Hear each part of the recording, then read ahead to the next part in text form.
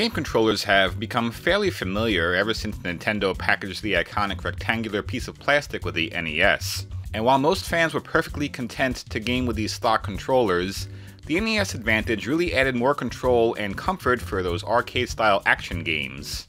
It was far from perfect, but it was a familiar feeling for those who spent countless hours in front of a cabinet. Controllers have evolved, adding more face buttons, shoulder triggers, and analog sticks. But sometimes the traditional arcade stick is desirable, especially with fighting games, shoot-'em-ups, and other quick action genres. They are especially useful if you're playing any sort of arcade emulation like with MAME or the Mr. FPGA. Since a large portion of my gaming is retro, I wanted to put an arcade stick back into my routine. My initial plan was to construct a control panel out of wood, laid out to my exact needs, utilizing some leftover hardware from my old arcade cabinet. However, I caught a glimpse of these plastic enclosures on Amazon that would cut out a lot of labor, and since it promised to arouse happy memories of my childhood, release my pressure, and reduce the troubles of me, I figured it was worth a shot.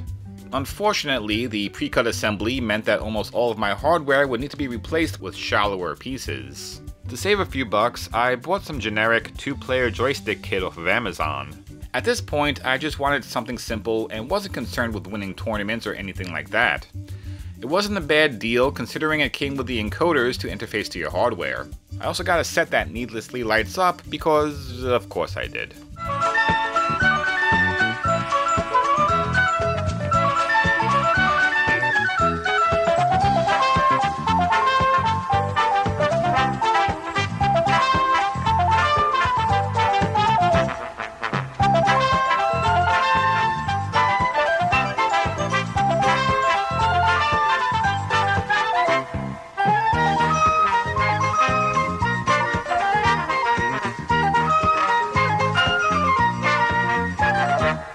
There was definitely some finagling getting everything to fit in the case, and perhaps a hack or two, but I got it together.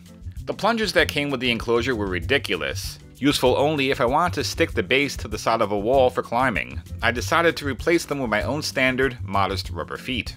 And so, after all of that, it's okay.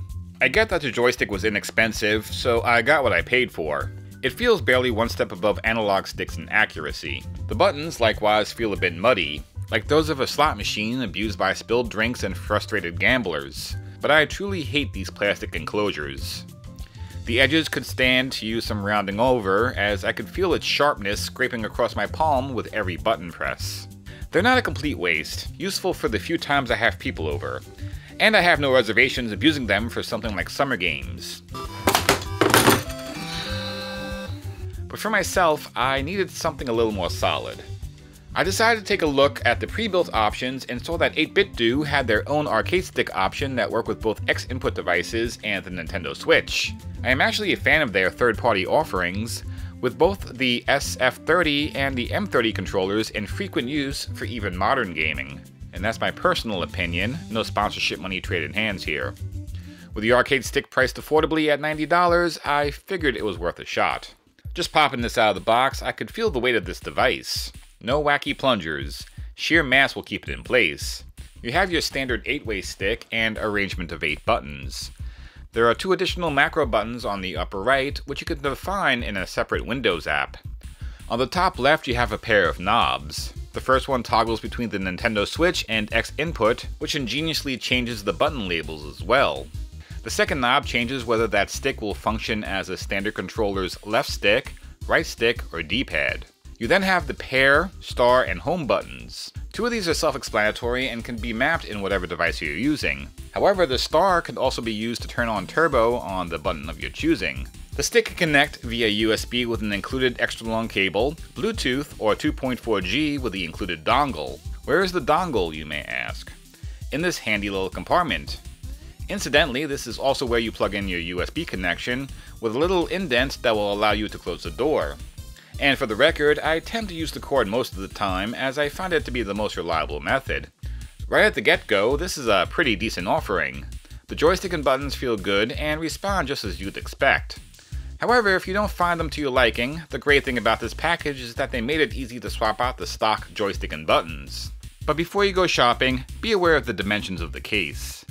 I foolishly bought this Magstick Plus, all jazzed about its ability to swap between a 4-way and an 8-way gate from the top of the panel, without taking into consideration that there's no way it'll ever fit. No matter, it'll be saved for another project. So I went back on Amazon and got a simple Sanwa stick.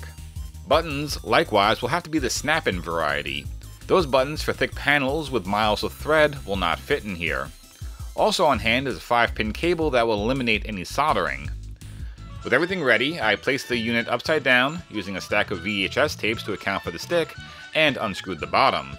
As you can see, much of this device's weight comes from some metal plates on the bottom half. At any rate, unhook the connector from the USB port and you have unobstructed access to the innards. Next order of business is to free the joystick's connector, unscrew the bolt top from the shaft, remove the screws, and remove the hardware. And since the holes are standard, dropping in the Sanwa is a breeze. You could use the wire that came with the joystick to solder the inputs directly to the contact points. But as mentioned, I am using this inexpensive cable with connectors on both ends, shaving off one of the guides so it could fit smoothly in the header. The buttons were even easier, though it did feel like I was going to seriously damage those thin connectors while trying to remove them. Just pop the button and snap in the replacement. I did these one at a time so I didn't have to worry about mixing up the wires, though they are labeled if you find yourself lost. After quashing a few wiring hiccups, I was all set. And I must say, it looks good. I don't think the improvement over the stock hardware is a literal game changer for me. After all, I'm not really a professional gamer, but it does feel a bit more rugged. It works great for arcade games.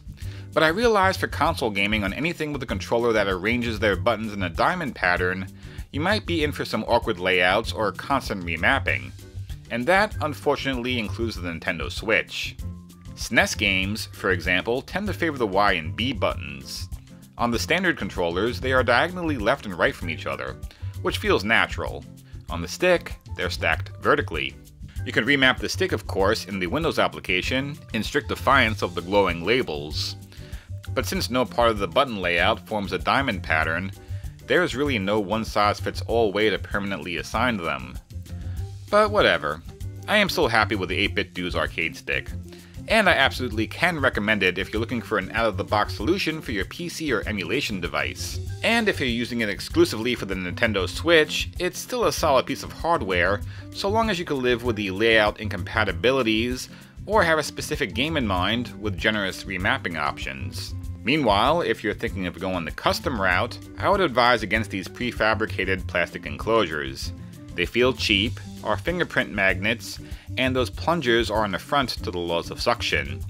Drilling some holes in the wooden box is a far better solution, and then you could add every single button layout that ever existed all at the same time.